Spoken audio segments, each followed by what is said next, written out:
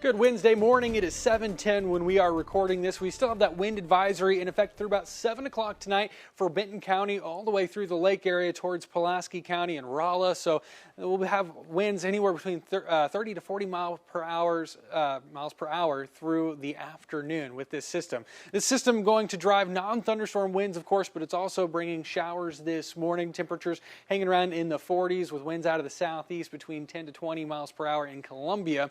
So far, we've seen a decent amount of rain in Columbia Regional Airport, picking up almost an inch of rain. A few lower reports scattered across mid-Missouri, but all of us seeing at least a good soaking rain here to start the day. We've got more chances as well. Really the more widespread scattered shower activity so far this morning, still pushing through the eastern half of our viewing area, but we've got more development back towards the west with a few pop-up showers. You can see that here if we take a closer look, but back towards the west even more so. We've got a system that's going to roll through later on today with that cold front initiating a few storms this afternoon. The potential is really mostly for some small hail, but there is a low risk today that generally places in this green highlighted mostly south of I-70. We'll see a chance for some large hail. So that would be 1-inch hail or greater. It's a low risk, but it is something we're paying attention to throughout the afternoon. Most folks should get by with small hail or maybe even just a weak thunderstorm that rolls on through later on today. So let's track that out hour by hour.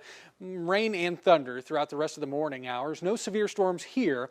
We'll dry out through the middle part of the day. We'll see a bit of a break from the rain. And as this cold front approaches the Kansas City area from the west, that's where we've got the chance for an isolated shower or stronger thunderstorm as we get in towards the evening hours. And then they're starting to weaken as they head towards the east as we're getting into the overnight hours at that point. So early Thursday morning, the boundary that passes off towards the south starts to lift back towards the north and will bring us chances for rain as that happens. You'll see here a chance for some heavy rain, potentially a few rumbles of thunder rolling in around the mid-morning to early afternoon, and then we start to dry out again. And this boundary lifts well to our north overnight Thursday into Friday. And what that does is keeps the chance for rain on Friday generally north of us. We still have got a chance in our northernmost counties, but most of us are dry and temperatures are soaring back up into the upper 70s and lower 80s. I think a lot of us in that lower 80 category. And then we're warm again on Saturday as we're still in the warm sector, but we're watching some showers approach Saturday night and maybe even a few rumbles of thunder into early Sunday